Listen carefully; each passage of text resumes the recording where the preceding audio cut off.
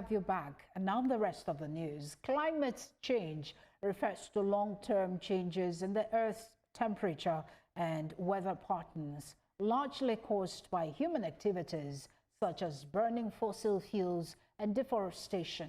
These actions release greenhouse gases that trap heat in the atmosphere, causing temperatures to rise and weather patterns to become increasingly unpredictable. For many Nigerians, the impact is becoming more evident by the day, particularly with the intense heat experienced since the start of the year. The Nigerian Meteorological Agency, NiMet, had earlier warned in its seasonal climate prediction about a prolonged heat wave that could persist even with the onset of rainfall, as extreme weather continues to affect livelihoods and communities. As temperatures rise and natural habitats change, many species are struggling to survive. Experts say tackling climate change will require collective global efforts to reduce emissions and protect the government, or the environment rather. Now, for more on this, Professor of Climate Change and Environmental Sustainability, Professor Okeke Gerald, joins me now in our studio, Lagos studio precisely. Professor Okeke Gerald, it is a pleasure to have you in our studio to talk to us about the persisting heat. Welcome. Yeah, the heat is, ravaging the entire atmosphere, the environment. Nigerians were equally worse off. Especially like you said, I'm not a delegation in Lagos here. In fact, I've been here for 3 days. It's been hell. It's been hell. So, side, yeah. It's been hell. So now, how should the average Nigerian cope with these worsening conditions, especially here in Lagos and other parts of Nigeria that the heat persists? Yeah, first and foremost, you need to tailor your activities, okay? During the peak period, when you have what we call the UV rays, ultraviolet rays, okay, that comes from the upper stratosphere. You tailor your activities in a way that you won't be caught, by this heat wave. Would you mind telling us those within, like, this is the peak period now. If you go outside now, it's liquid sunshine. That's what I call it. Now, from 12 to 4 o'clock, go and do your groceries, do all your shoppings within this, stay in, within this indoors, yeah. Do your groceries shopping within the early hours, like from 8 to 9, 10, 11, when it's getting to 12, look for a way to get home. You mentioned liquid sunshine. Liquid sunshine. Would you like to elaborate on that? Yeah, I gave it that name, liquid sunshine, because of the intensity. It ravages the environment. Like now, when you walk out now, you will see it. Because why we've been plunged into what I call environmental quagmire, okay? And this is as a result of man-made emissions. You explain all these big terms for us. Of course, I will. It's a result of man-made emissions. Now, we have more carbon emissions in the air, okay? And then now what happens at the end of the day is that these carbon emissions, they tend to migrate to what we call the upper stratosphere, that is up above there, where we have the ozone layer. The ozone layer, the function of the ozone layer is to intercept these dangerous rays. We call it UV rays, ultraviolet rays. And then when it intercepts it, it acts like a blanket, a shield. Hold your thought. Let me ask that question. Yeah. We often hear about, now you're talking about it, greenhouse gases. Yes. Explain to us how these gases act like a blanket trapping heat over Nigeria in our own case now. Yeah.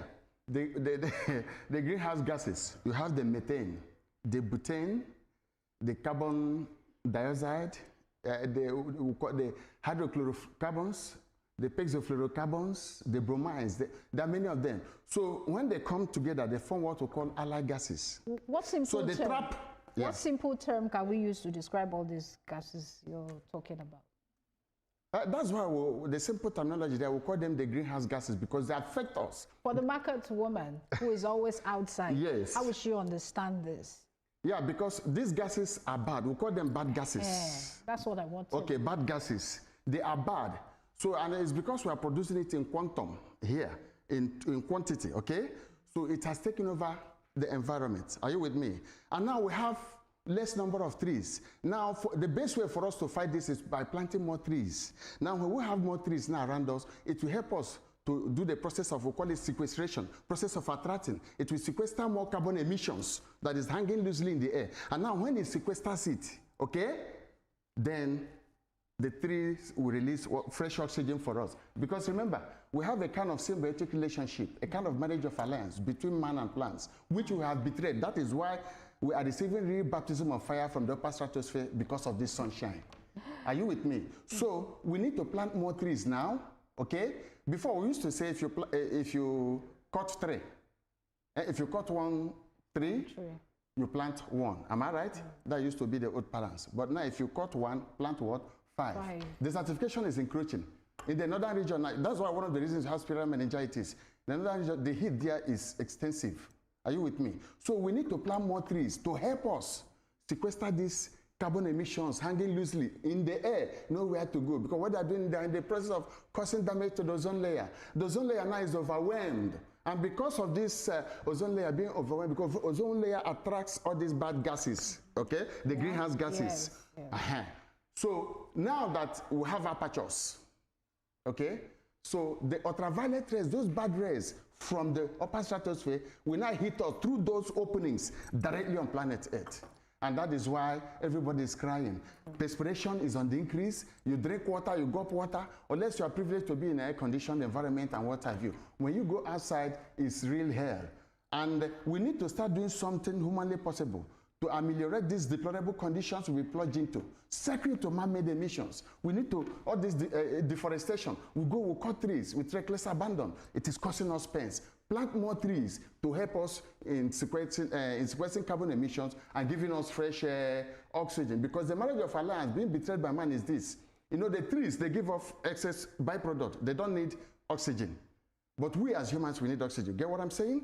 Then why the trees need our carbon emissions? But the carbon emissions have not outweighed what the trees can absorb. So apart from planting trees, are there other things we can do to ease off this heat? Exactly.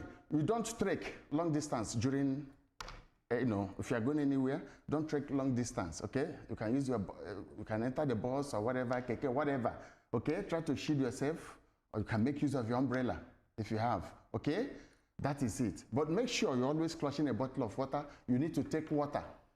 You need to be rehydrated, okay? This is very, very important. And why I'm still talking about trees, because I know the governor, Governor Sawule did some tree planting. That's a good one. Other states, you replicate it. Are you with me? Now, when you plant these more trees, it helps us. If you go to the book of Deuteronomy chapter 20, verse 19, God warned the Israelites, when you go to battle, fight, do your enemies anything, but do not put an axe on the tree. For the trees of the field are source of man's survival. If the creator of the world could be so passionate about the environment, about planting trees, why are we doing the opposite? This is the time to pull us out from environmental quagmire. We've plunged ourselves, we have terrorized the environment, and we are paying dearly for the price of our inexperience. Thank you very much, Professor Okeke-Jero. Thank you very kindly for sharing your time with us. Your insights are quite helpful. We're glad to have you here. Thank you.